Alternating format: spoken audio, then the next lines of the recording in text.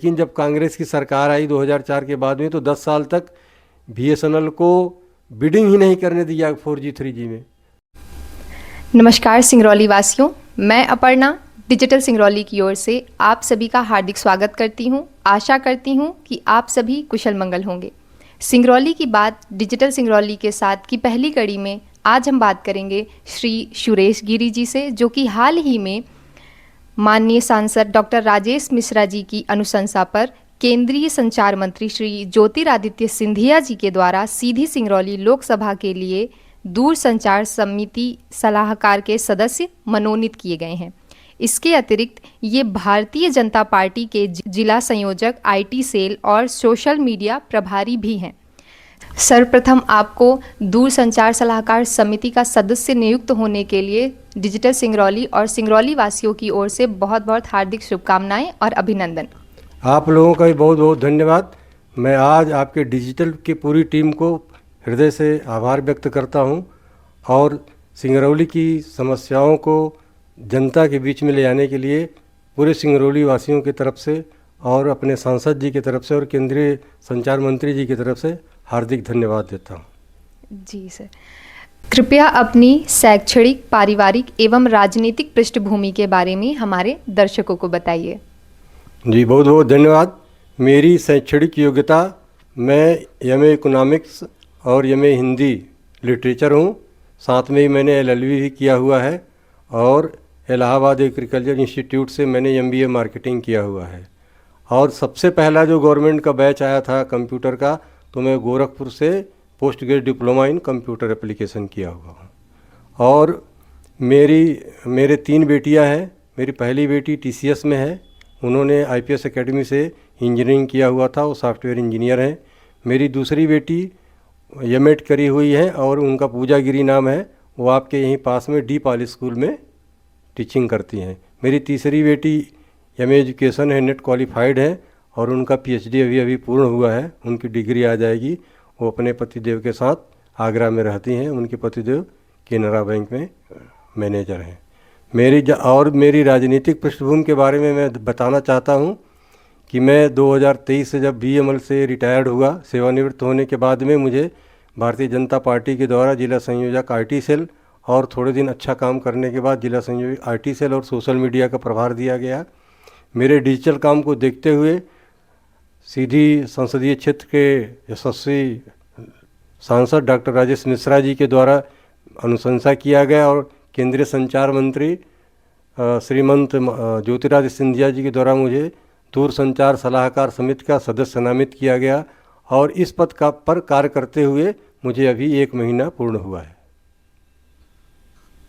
चलिए, बहुत अच्छी बात है। सर, बढ़ते हैं अगले क्वेश्चन की ओर। सीधी सिंगरौली लोकसभा क्षेत्र के लिए दूरसंचार के क्षेत्र में सरकार की क्या विशेष योजनाएं हैं? आप कैसे इस क्षेत्र के विकास में योगदान देना चाहते हैं? मैं आपके इस प्रश्न का जवाब दूं, इसके पहले मैं दर्शकों को बताना चाहता हूं, ये दूरसंचार का अभी जो काम चल रहा है, ये हमारे प्रधानमंत्री जी की एक विशेष सोच है। अभी हमारे जो अभियान चल रहे हैं भारतीय जनता पार्टी के, आत्मनिर्भर भारत संकल्प यात्रा और विकसित भारत संकल्प यात्रा। विकसित भारत 2047 तक हमारा लक्ष्य है कि हम भारत को 2047 तक विकसित भारत बनाएंगे। तो ये जो परिकल्पना है, ये केवल सोच लेने से नहीं होगा। इस परिकल्पना पे हमको योजनाबद्ध तरीके से जाना है। तो ये तो समग्र रूप से सारे विभागों में परिवर्तन किया जाएगा, लेकिन हमारे दूरसंचार में के लिए हमारे प्रधानमंत्री जी की जो सोच है वो ये है कि हमारे जितने भी संयंत्र लगेंगे या जितना भी हमारा मंत्रालय का दूरसंचार का इक्विपमेंट लगेंगे, टावर लगेंगे, सॉफ्टवेयर लगेंगे, हार्डवेयर लगेंगे, वो सारे भारत में निर्मित होंगे। हमको किसी विदेश के ऊपर में डिपेंड नहीं करना पड़ेगा। इसका सबसे बड़ा 2 फायदा है। एक तो यह है कि डेटा चोरी होने का डर नहीं है, हमारे अपने स्वदेशी रहेंगे यंत्र, हमारा उस पर कंट्रोल रहेगा। दूसरा, इसमें विदेशी कोई हस्तक्षेप नहीं रहेगा। हमारा अपना संसाधन है, हमारे उस पर अपना कंट्रोल है। अभी जो एग्जिस्टिंग जितने भी और टेलीकॉम है, उनमें चाइना के इक्विपमेंट लगे हुए हैं, उसमें बहुत सारे हमारे डेटा चोरी होने का डर रहता है, उसमें सॉफ्टवेयर के द्वारा जासूसी का डर रहता है। तो जब हम एक विकसित भारत बनेंगे तो हमारा सब कुछ अपना स्वदेशी होना चाहिए और आत्मनिर्भर होना चाहिए, हमको किसी के ऊपर में निर्भर नहीं होना है।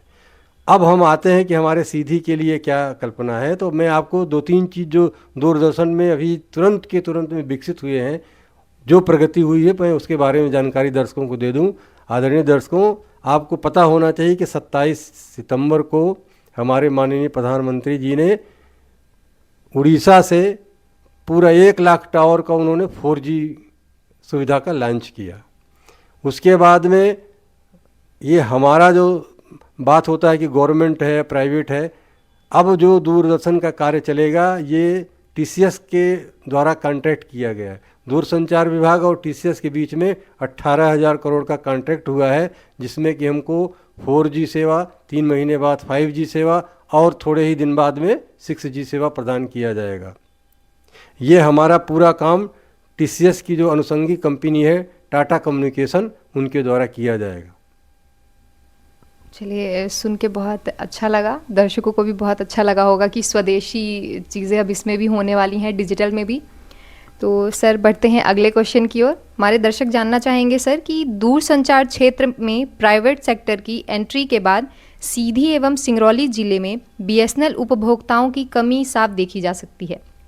इसके अलावा जो उपभोक्ता अभी भी BSNL का सिम यूज़ में ला रहे हैं, वो नेटवर्क की समस्या से गुजर रहे हैं। इसमें आप क्या कहना चाहेंगे सर? देखिए, ये तो हम ग्लोबली जा रहे हैं। पूरे भारत में 1 लाख टावर लगे हैं और 4G सैचुरेशन के टावर लग रहे हैं। सारी लेटेस्ट से लेटेस्ट टेक्नोलॉजी हम यूज कर रहे हैं। इसीलिए हमने TCS के साथ कॉन्ट्रैक्ट किया हुआ है कि हमको बिना किसी बाधा के 4G, 5G और 6G सेवा दिया जाए। अब जहाँ तक बात आती है कि सीधी सिंगरौली को हम कैसे करेंगे, तो हमारे सिर्फ सिंगरौली ज़िले में पहले फेज में 32 टावर 4G सैचुरेशन के 32 टावर सेंक्शन है, जिसमें से 19 टावर 4G सेवा दे रहे हैं और 13 टावर अभी 2G सेवा दे रहे हैं। आने वाले जनवरी-मार्च 2026 से पूरे 32 टावर हमारे 4G सेवा देने लगेंगे और उसके 3 महीने बाद ऑटोमेटिकली ऐसा सॉफ्टवेयर डेवलपमेंट किया गया है कि वो 5G सेवा देने लगेंगे। सेकेंड फेज में 6 और हमारे 4G सैचुरेशन टावर सेंक्शन है, जो कि लगने शुरू हो गए हैं, जो जनवरी तक वो लग जाएंगे। तो हमारे यहाँ दूर दराज जहाँ पे अभी जियो नहीं पहुँच पाया है, एयरटेल नहीं पहुँच पाया, वहाँ हमारा BSNL पहुँचेगा। हमारे BSNL के टावर की लंबाई 120 मीटर ऊंचाई है। तो आप ये समझिए कि एक ज़माने में BSNL का डंका बोलता था, लेकिन जब कांग्रेस की सरकार आई 2004 के बाद में, तो 10 साल तक BSNL को बिडिंग ही नहीं करने दिया 4G 3G में। तो इसलिए BSNL का क्या हुआ, एक टेलीफोन कंपनी जैसा बन के रह गई। लेकिन अभी जो हमारे प्रधानमंत्री जी का संकल्प है और जो उसमें हमारे ज्योतिरादित्य सिंधिया जी लगे हुए हैं, अभी एक दिल्ली में आयोजन हुआ था मोबाइल कांग्रेस का, उसमें अगर आप सुनेंगे ज्योतिरादित्य सिंधिया जी को तो कितना डेडिकेटेड है वो दूरसंचार को लेकर के। इसीलिए उनको लगाया गया है ताकि प्रधानमंत्री जी का जो सपना है 2047 विकसित भारत का, वो हम उसी में सब लोग लगे हुए हैं और वो सपना अवश्य पूर्ण होगा। सर, आप हमें ये बताइए कि BSNL द्वारा हाल ही में स्वदेशी 4G तकनीक लॉन्च किया गया है, जबकि देश के प्राइवेट सेक्टर 6G तकनीक पर काम कर रहे हैं। BSNL कब तक में लेटेस्ट ग्लोबल ट्रेंड के साथ खुद को सिंक्रोनाइज कर पाएगी? देखिए, इसमें 2 बातें हैं। आपके इस सवाल से मैं पूर्णतः सहमत हूँ, क्योंकि आपके सामने अभी देख रहा है कि भाई 5G सेवा चल रही है, 6G पे काम चल रहा है।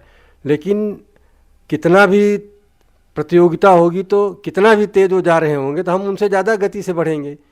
इसीलिए हमने 18,000 करोड़ का एग्रीमेंट किया हुआ है कि हम तेज़ी से विकसित करें। और TCS आप जानते हैं आज भारत में सबसे बड़ी कंपनी है, सबसे अच्छी टेक्निक देती है और इसीलिए हमने उनसे करार किया हुआ है। तो मात्र 6 महीने में हम भी 6G तक पहुंच जाएंगे। ये जो 6 महीने का पीरियड है, ये संक्रमण काल है, जिसे हम बोलते हैं ट्रांजिशन पीरियड। इस पीरियड को पार करने के बाद में हमारे साथ बहुत सारे लोग जुड़ेंगे। और मैं एक आपको खुशखबरी देना चाहता हूँ कि सितंबर माह में हमने एयरटेल को पीछे छोड़ दिया। हमने 13 लाख सब्सक्राइबर जोड़े हैं, उन्होंने 6 लाख सब्सक्राइबर जोड़े हैं। 19 लाख सब्सक्राइबर के साथ रिलायंस जियो अभी पहले स्थान पे है।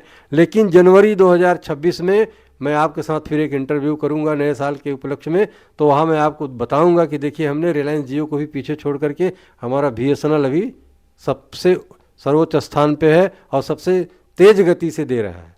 3-4 सुविधाएं इसमें हम जो दे रहे हैं वो शायद अभी रिलायंस जियो भी नहीं दे रही, एयरटेल भी नहीं दे रही है, क्योंकि ये सुविधाएं जनता को दिया जाता है तो इसमें प्रॉफिट नहीं देखा जाता है। सबसे पहला है कॉलिंग विदाउट नेट। हम ऐसी सुविधा दे रहे हैं कि जहां नेट नहीं भी रहेगा लेकिन आप वहां बात कर सकते हैं। दूसरा एक है सर्वत्र वाईफाई।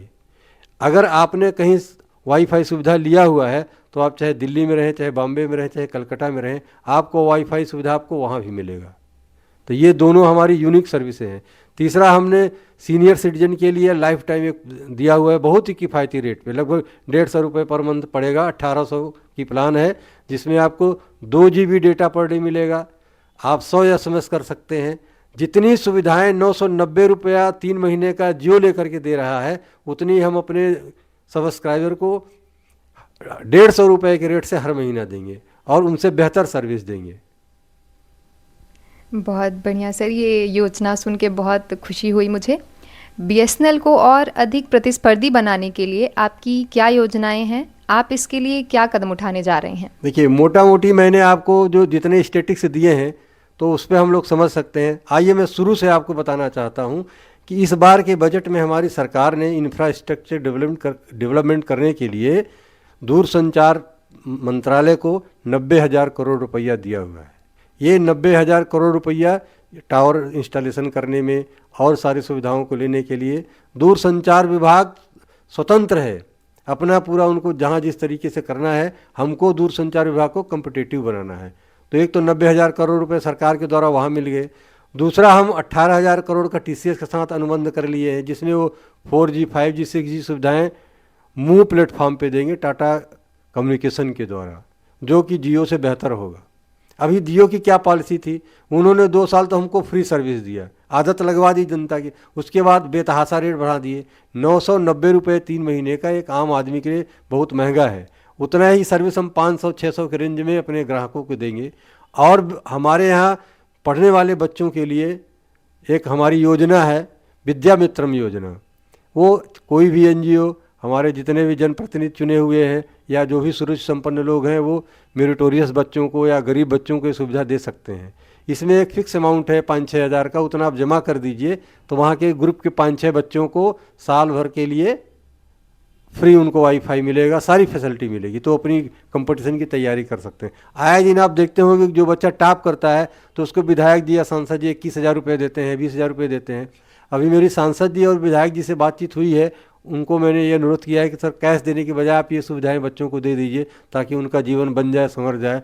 और अभी मैं देखा हूँ कि बहुत सारे जगह पे लाइब्रेरी सिस्टम चालू हो गया है, तो अगर वाईफाई हो जाएगा तो बच्चे बड़े से बड़े लाइब्रेरी से डिजिटली जुड़ जाएंगे और उनको बाहर जाने की ज़रूरत नहीं पड़ेगी। तो उनका जो लाखों का खर्चा होता है कोचिंग के लिए, वो अपने घर बैठे ही सारी लाइब्रेरी उनको मिल जाएगी, सारी चीज़ें एक्सेस कर पाएंगे। इसके लिए मैं सरकार का बहुत धन्यवाद देना चाहता हूँ कि विद्यामित्रम योजना आने वाले समय में प्रतिस्पर्धात्मक रूप से क्रांति देगी।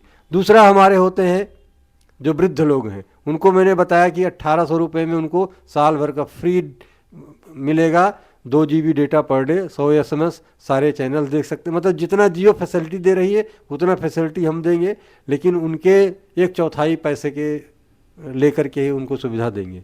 तो एक तरफ बच्चे हो गए, एक तरफ हमारे बुजुर्ग हो गए, बाकी जो हमारे नौजवान हैं उनके लिए हम बहुत ही आकर्षक योजना लेकर के आएंगे। वो समय समय पे BSNL रिव्यू करता रहता है कि हम किस तरह से इनको प्रतिस्पर्धा दे सकते हैं।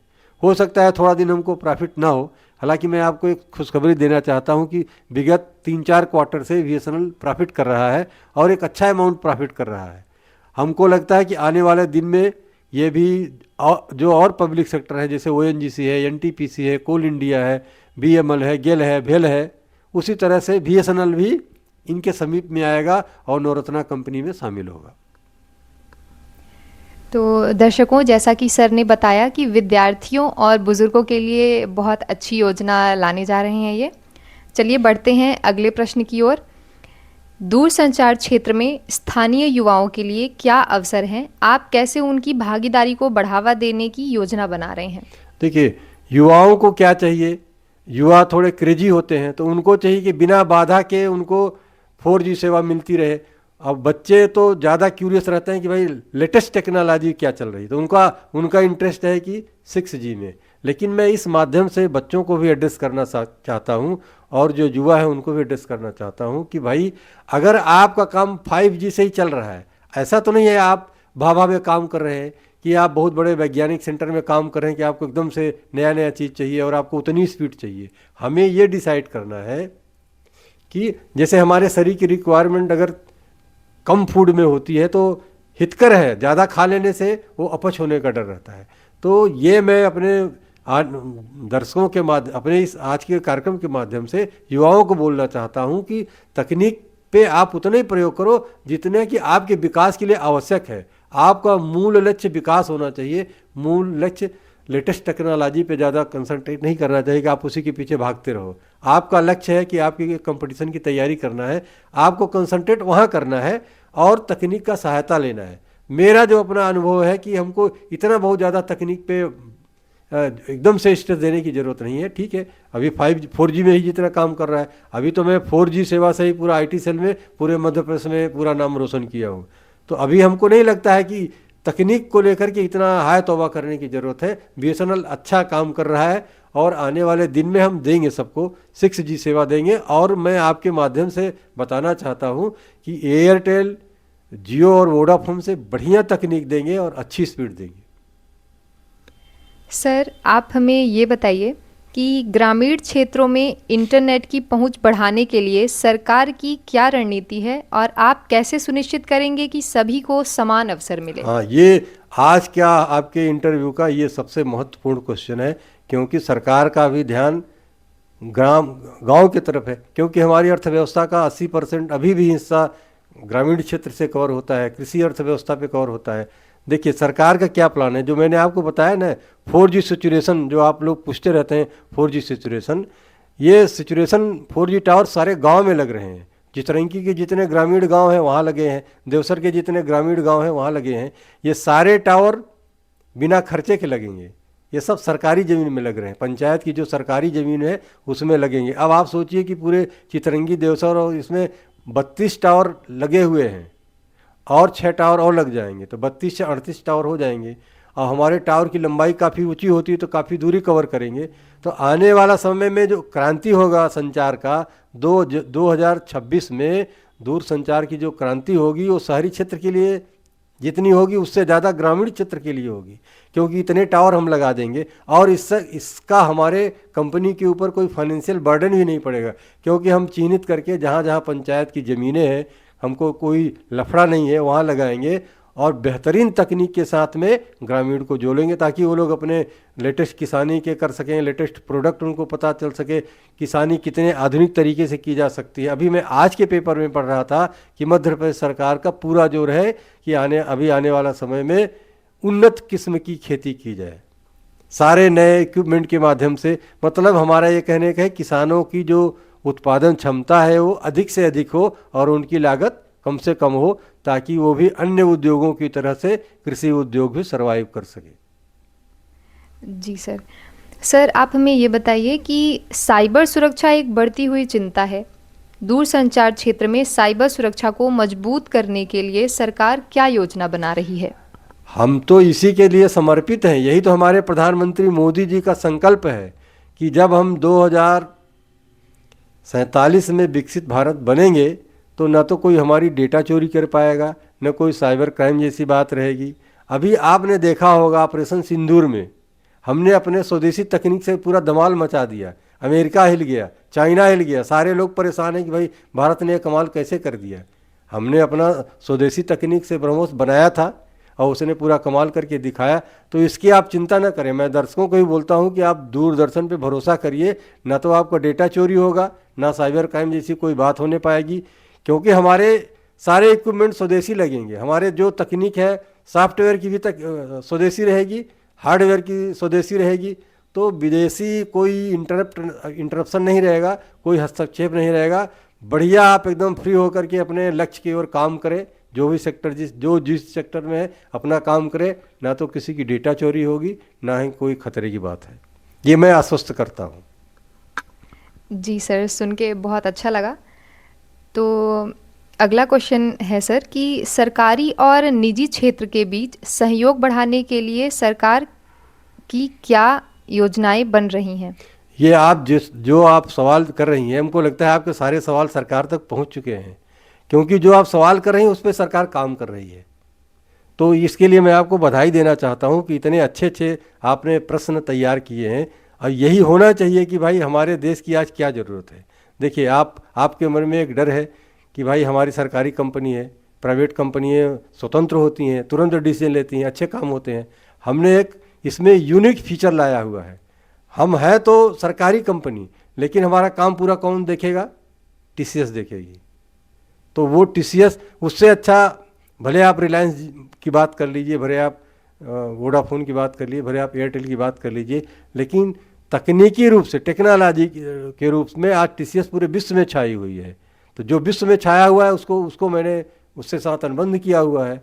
तो हमारा जो काम चलेगा वो पीपी मॉडल पे चलेगा, प्राइवेट और सरकारी दोनों के माध्यम से करेंगे। और आप बहुत सारे पब्लिक सेक्टर को देख रहे होंगे जो कि प्राइवेट को पीछे छोड़ के आगे जा रहे हैं। आप ओएनजीसी को देख लीजिए, आप एनटीपीसी को देख लीजिए, आप कोल इंडिया को देख लीजिए। कोल इंडिया का उदाहरण लीजिए, इतना लोग बोले कि माइंस में बिडिंग करेंगे, ये करेंगे, वो करेंगे, सब छोड़ के भाग गए, क्योंकि जो काम कोल इंडिया कर रही थी वो और दूसरे कर ही नहीं पाए, जो काम ओएनजीसी कर रही थी वो दूसरे कर ही नहीं पाए। तो आप निश्चिंत रहें, हम सरकारी और प्राइवेट, मतलब पब्लिक सेक्टर और निजी, दोनों का अनुभव लेकर के चल रहे हैं। इसीलिए चल रहे हैं ताकि हमारे जो सब्सक्राइबर हैं, जो हमारे उपभोक्ता हैं, उनको सर्वोत्तम सर्विस मिल सके। हम सर्वोत्तम सेवा प्रदाता बनेंगे, ये आने वाला समय तय करेगा। चलिए सर, बहुत बहुत शुभकामनाएं आपको। अगले 5 वर्षों में दूरसंचार क्षेत्र में क्या बदलाव देखने की उम्मीद है? आप कैसे इन बदलावों के लिए तैयार हैं और कैसे उनका लाभ उठाने की योजना बना रहे हैं? देखिए, ये तो एक बहुत बड़ा सवाल है, ये सवाल कारपोरेट क्वेश्चन है, लेकिन फिर भी मैं अपने विवेक से और अपने जो मैं अभी तक जाना हूँ, या जो मैंने अपने मॉडल जो हमारे हैं आदरणीय श्री ज्योतिरादित्य सिंधिया महंत जी, उनको महाराज जी, उनको फॉलो करता हूँ। तो वो जो बताते रहे वो मैं सुनते रहता हूँ। तो उनका, हमारी सरकार का जो योजना है, देखिए अभी आपने कलेक्टर साहब को सुना होगा, तो उनका क्या कहना था, उनसे एक पत्रकार ने पूछा कि आपका लक्ष्य क्या है, तो वो बोले कि मेरा कोई निजी लक्ष्य नहीं होता है, जो सरकार का लक्ष्य होता है उसी को जन जन तक पहुँचाना हमारा लक्ष्य होता है। तो क्या है, शासन जो सोचती है प्रशासन उसको निष्पादित करता है। तो जो हमारे प्रधानमंत्री जी सोचते हैं उसको कौन कार्य योजना में परिवर्तित करेगा? हमारे केंद्रीय मंत्री आदरणीय ज्योतिरादित्य सिंधिया महाराज जी करेंगे। ठीक, वो जो करते हैं उसमें हम लोग क्या करेंगे, उनको एडवाइस करेंगे। तो आने वाले 5 साल में बहुत सारा परिवर्तन हो सकता है। हम जैसे 6G में जाएंगे तो हो सकता है आप देखेंगे कि बहुत सारी बातें होने लगेगी, जियो चिल्लाने लगेगी, एयरटेल चिल्लाने लगे कि भाई सरकार इतना इंटरफियर कर रही, सरकार ऐसे कर रही। तो ये सब से हमको डरना नहीं है, हमको आगे निकलना है। ये तो हमारा संकल्प है, 2047 तक हमको विकसित भारत बनना है। आने वाले समय में जैसे अभी प्रॉफिट मेकिंग कंपनी हो गए, आगे हम अपने आईपीओ लाएंगे, आईपीओ के माध्यम से हमको बहुत अच्छा पैसा मिलेगा, उससे हम और इंफ्रास्ट्रक्चर डेवलप करेंगे। हो सकता है अभी सरकार ने दिया है, आने वाले समय में सरकार के ऊपर कोई बर्डन ना पड़े, आईपीओ के माध्यम से हमको 2 लाख करोड़, 4 लाख करोड़, 10 लाख करोड़, अब वो डिपेंड करेगा कि एक साल का हमारा परफॉर्मेंस कैसा है, फिर अगले साल का कैसा है। तो आने वाले 5 साल में तो बहुत कुछ होने वाला है। अब उसकी कल्पना ही की जा सकती है। धीरे धीरे बढ़ेंगे, 1 साल बाद फिर आपसे मिलेंगे, हम लोग मिलते रहेंगे और आपको जो जो डेवलपमेंट होता रहेगा उसको बताते रहेंगे। आप भी हमारी समीक्षा करते रहेंगे कि हाँ सर, जितना बोल करके गए थे उसमें कितना हुआ। जी सर, अन्य कोई जानकारी जो आप हमारे दर्शकों को देना चाहते हैं? हाँ, ये एक बहुत व्यापक सवाल है। मैं अपने दर्शकों से ये बताना चाहता हूँ कि देखिए, हमारे देश के प्रधानमंत्री ऐसे पहले प्रधानमंत्री बने हैं जो कि 25 साल की योजनाएं बना रहे हैं। आपको याद होगा पहले 1 साल की योजना बनती थी, फिर जब हमारे प्रधानमंत्री जी आए तो 5 साल की योजना, पंचवर्षीय योजना बनने लगी। लेकिन ये ऐसे पहले प्रधानमंत्री हैं जो कि 25 साल, अभी 2025 चल रहा है, 2047 तक का उन्होंने सोच लिया है कि हमको ये यात्रा करके जाना है और विकसित भारत बनना है। विकसित, देखिए पहले क्या होता था, कांग्रेस पार्टी नारा देती थी हम गरीबी मिटाएंगे। सिर्फ नारा देने से नहीं होगा, अगर कोई भी पार्टी सिर्फ नारा देगी तो नारा देने से काम नहीं चलता है। आप जो नारा देते हैं उसके लिए आपको कार्य योजना बनानी पड़ती है, उसके लिए आपको रणनीति बनानी पड़ती है और उसको पूरे ईमानदारी से धरातल पे लागू करना होता है। हमारे प्रधानमंत्री जी कैसे सोचते हैं, देखिए सबसे पहले वो आए तो पहला काम उन्होंने क्या किया, स्वच्छता अभियान चालू किया। उनको यह था कि भाई जब हम आज विकसित भारत में आप जाते हैं तो वहाँ से आके जो लोग अपना अनुभव बनाते हैं क्या बोलते हैं, यही बोलते हैं कि बहुत स्वच्छ सिटी है। तो पहला इनिशिएशन उन्होंने शुरू किया। और मैं खुशी के साथ बताना चाहता हूँ कि आज पढ़ने वाले बच्चे आप देखिए, आप ज़रा भी गंदगी करिए, अंकल जी तुरंत वो बोल देते हैं, टोक देते हैं। तो पहला तो उनका ये था। फिर उन्होंने जनधन खाता शुरू किया खुलवाना। तो सब हंस रहे थे कि भाई खाता खुलवा देने से क्या होगा। आज आप सोचिए सरकार की जितनी योजनाएं आती हैं सीधे बेनिफिशियरी के अकाउंट में जाती, डीबीटी बोलते हैं, डायरेक्ट बेनिफिट ट्रांसफ़र। ये ऐसी परिकल्पना थी। कांग्रेस के ज़माने में क्या होता था, वो उनके राहुल गांधी के पिताजी राजीव गांधी जो थे, वो क्या बोले थे मंच से कि मैं यहाँ से 1 रुपया भेजता हूँ तो 85 पैसा सिस्टम खा जाता है और 15 पैसा आपको मिलता है। मैं इसको दूसरे अर्थ में, मैं चूँकि विवेकशील प्राणी हो और एनालिसिस करते रहता हूँ, तो हमको तो लगता है कि कांग्रेस ये इनडायरेक्टली सिस्टम को हिंट करती थी कि 1 रुपया दे रहा हूँ, 85 पैसा तुम खाओ, 15 पैसा यूजर को दो। हमारे सरकार में हमारे प्रधानमंत्री ने क्या नारा दिया, न खाऊंगा और ना तो खाने दूंगा।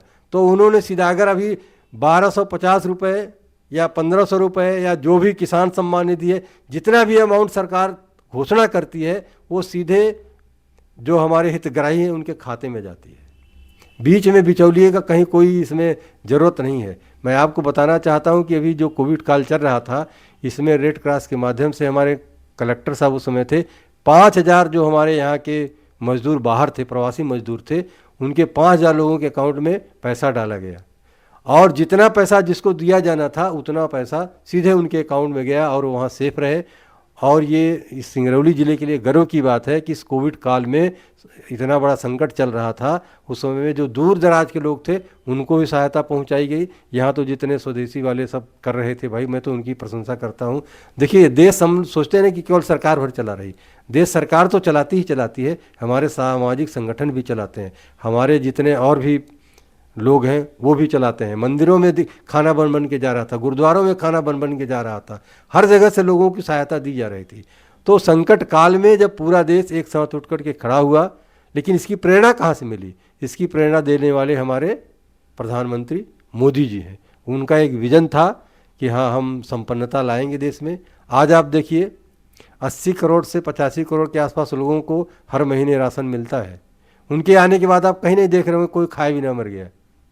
पहले क्या रहता था, किसान यहाँ फांसी लगा ले रहे हैं, वहाँ लगा रहे हैं, सीमा पे आप देखिए जम्मू कश्मीर सब उनके ऊपर पत्थर बरसाते रहते थे। आज आप देख रहे हैं किसी की मजाल नहीं कि हाँ हमारे सेना के विरोध में कोई कुछ बोल दे या हमारे किसान को कोई कमी हो जाए। हमारे कृषि मंत्री शिवराज सिंह जी हैं, नई से नई तकनीक को किसानों तक पहुँचाते रहते हैं। तो मैं अपने दर्शकों को बताना चाहता हूँ कि हमारी सरकार ईमानदारी से इस धरातल पे काम कर रही है कि आने वाला समय में हमारे प्रधानमंत्री तो अपने काम से विश्व में सर्वाधिक लोकप्रिय हैं, आप भी जानते हैं, और विगत कई महीनों से चले आ रहे हैं। लेकिन इस देश की भी लोकप्रियता पूरे विश्व में बनी हुई है। आने वाला समय में आपको एक अद्भुत भारत और अभूतपूर्व भारत मिलेगा जो 2047 में विश्व में सर्वश्रेष्ठ स्थान पे खड़ा होगा। बहुत बहुत धन्यवाद। बहुत बहुत धन्यवाद सर, डिजिटल सिंगरौली के साथ अपनी बात रखने के लिए। आशा है कि हमारे दर्शक जो है तो आपकी इस बहुमूल्य जानकारी का लाभ उठाएंगे।